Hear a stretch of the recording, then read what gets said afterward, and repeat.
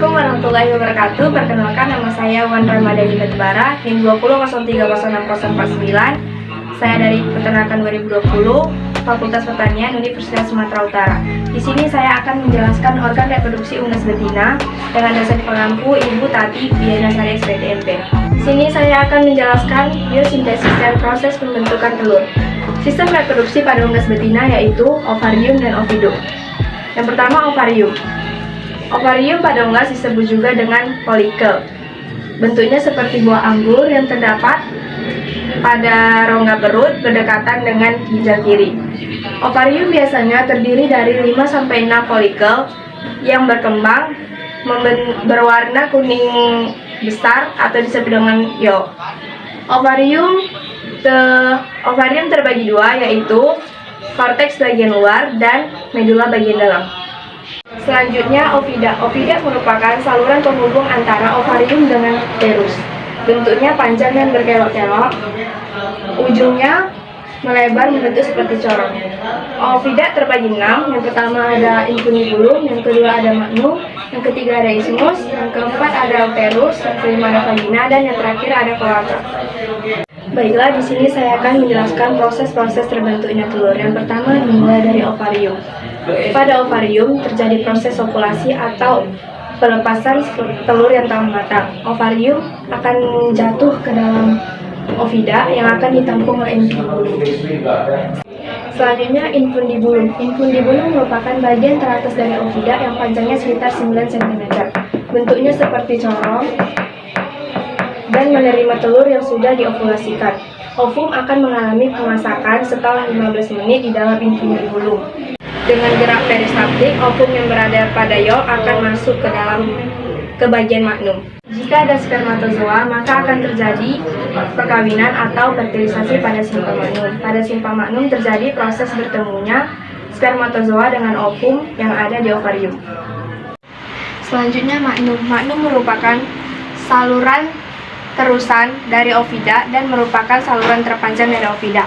Magnum mempunyai panjang sekitar 33 cm dan tempat disekresikannya albumen telur, baik itu albumen kental ataupun albumen encer, sekitar 3 jam.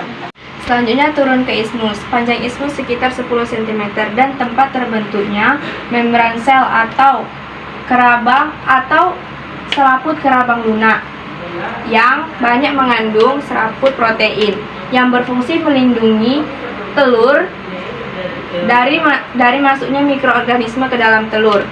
Di dalam isthmus juga disekresikan air di dalam albumen. Prosesnya sekitar 1-2 jam. Baiklah, selanjutnya uterus. Uterus merupakan bagian ovida yang melebar dan berdinding kuat. Dalam uterus, telur mendapatkan kerabang keras yang terbentuk dari garam-garam kalsium. Uterus memiliki panjang 10-12 cm dan tempat perkembangan telur yang paling lama di dalam uterus yaitu di dalam ovida yaitu sekitar 18-20 jam. Selain terjadi pembentukan kerabang pada uterus, juga terjadi penyempurnaan telur dengan diekspresikannya albumen cair, vitamin, mineral, dan air. Pada uterus juga terjadi penambahan albumen antara 20-25%. Pembentukan kerabang juga diikuti oleh pewarnaan kerabang. Warna dominan dari kerabang telur yaitu putih dan coklat. Dan selanjutnya vagina. Bagian terakhir dari ovida yaitu vagina, panjangnya sekitar 12 cm. Telur masuk ke vagina setelah terjadi pembentukan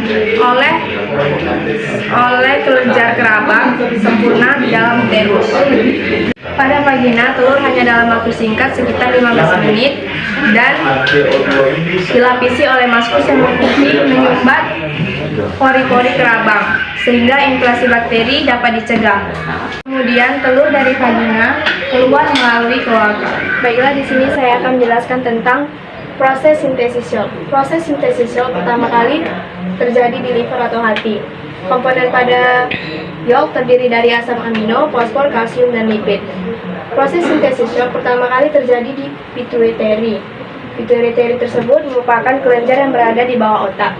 Pituitary tersebut melepaskan hormon gonadotropis dan steroid. Hormon steroid ini memerintahkan salah satu komponennya yaitu estrogen untuk mensintesis protein ke dalam nukleus. Protein yang disintesis dibawa menuju ke yolk granul yang dinamakan dengan fitoleginin, di mana pada proses ini terdapat dua jenis protein, yaitu lipofilin dan fosfofilin. Selain itu, selain protein yang disintesis dibawa ke yolk granul, terdapat juga beta lipoprotein yang menuju ke yolk granul. Bagian ini disebut dengan folikel. Folikel terdapat beberapa bagian. Yang pertama ada theca layer bagian terluar, kemudian ada granular layer, dan yang terakhir ada oosit yang merupakan bagian terdalam. Setelah semua ini berjalan, maka terbentuklah yolk atau kuning telur. Baiklah, di sini saya akan menjelaskan tentang proses sintesis albumen telur. Proses sintesis albumen telur terjadi pada magnum selama 3 jam.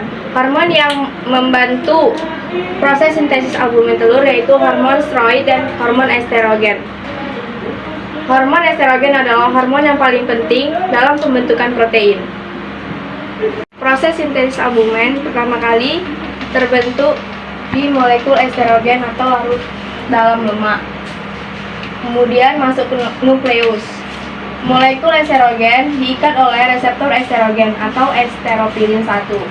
Kemudian reseptor estrogen S atau esteropilin 1 membentuk kompleks reseptor estrogen tidak aktif. Selanjutnya, dari kompleks reseptor estrogen tidak aktif membentuk kompleks reseptor estrogen aktif esteropilin 2 atau 5S. Kemudian 5S masuk ke dalam nukleus dan berinteraksi dengan kromosom dan membentuk gen mRNA.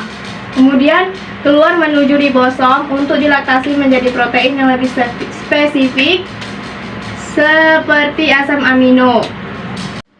Setelah semuanya berjalan, maka terbentuklah albumen pada telur.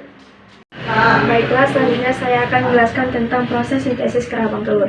Proses sintesis kerabang telur dimulai pada saat telur belum masuk ke uterus. Pada saat telur masih berbentuk yolk atau kuning telur dan dilapisi albumen di magnum dan kelenjar kerabang di isthmus. Waktu yang dibutuhkan magnum selama 3 jam dan isthmus sekitar 75 menit.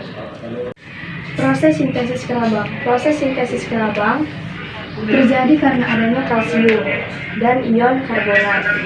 Sumber utamanya yaitu CO2 dan H2O yang merupakan hasil metabolis pada mukosa sel kelenjar kerabang. Karena adanya enzim carbonik anhydrase, CO2 dan H2O bergabung membentuk H2CO3 atau ion karbonat. H2CO3 masuk ke cairan dalam kelenjar kerabang dan berubah menjadi HCO3 atau ion bikarbonat. Berubah karena sebelumnya telah melepas atom hidrogen. Selanjutnya, kalsium yang berada pada plasma darah dan kalsium yang berada pada mukosa sel kelenjar kerabang juga masuk ke cairan dalam kelenjar kerabang dan bergabung menuju HCO3 atau ion bikarbonat dan membentuk CaCO3 atau kalsium bikarbonat lalu membentuk kerabang. Kemudian hidrogen yang dilepas pada cairan dalam kelenjar kerabang masuk ke mukosa sel kelenjar kerabang, di mana sebelumnya sudah terdapat atom hidrogen. Kemudian keduanya masuk menuju plasma darah menjadi 2H+ buffered by HCO3 di plasma darah.